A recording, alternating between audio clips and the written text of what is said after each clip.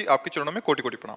महाराज जी, भोजन के प्रति मेरी लालसा कम ही नहीं हो रही, रोज नए नए व्यंजनों में मेरी रुचि बढ़ती जा रही हाँ, है। तो ये 5 ज्ञानेंद्रियां हैं और 5 कर्मेंद्रियां हैं।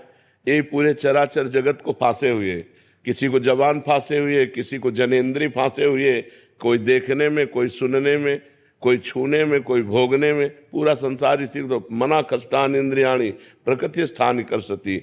5 ज्ञानेंद्रियां और एक मन प्रकृति में सदैव लगाए हुए जीव की दुर्गति करता है। वही कोई बलवान है जो भगवान के नाम जप के प्रभाव से, शास्त्रों का स्वाध्याय करके, साधना के प्रभाव से अपनी 5 ज्ञानेंद्रियों को इन भोगों से हटा के भगवान में लगा दे। भगवान में लगाने से आत्यंतिक सुख की प्राप्ति होती है, जहाँ दुख का निमेष मात्र नहीं है। आपकी खड़े खड़े खाल उतरवा दी जाए तो भी आप डिग नहीं सकते, वो आत्यंतिक सुख होता है। जो भगवान से प्राप्त होता है वो आत्यंतिक सुख प्राप्त होता है।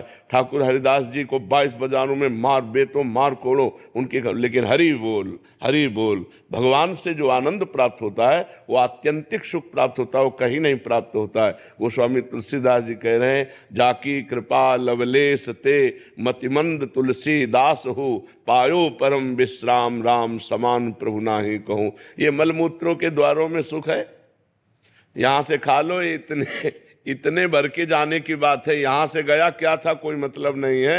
वो फिर तुरंत उल्टी करके देखो तो देखने लायक नहीं रहेगा।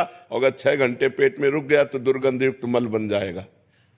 तो हमको उतना ही खाना है जितने से पेट पल जाए, और सात्विक भोजन करने। जबान के स्वाद के लिए खाओगे फंस जाओगे। जबान के स्वाद में, नाना प्रकार के इंद्रियों के विलास में पूरा जगत फंसा हुआ है। अगर भगत भी इसी में फंसा है तो किस बात का भगत है। इसलिए थोड़ा सावधानी तो रखने की जरूरत है।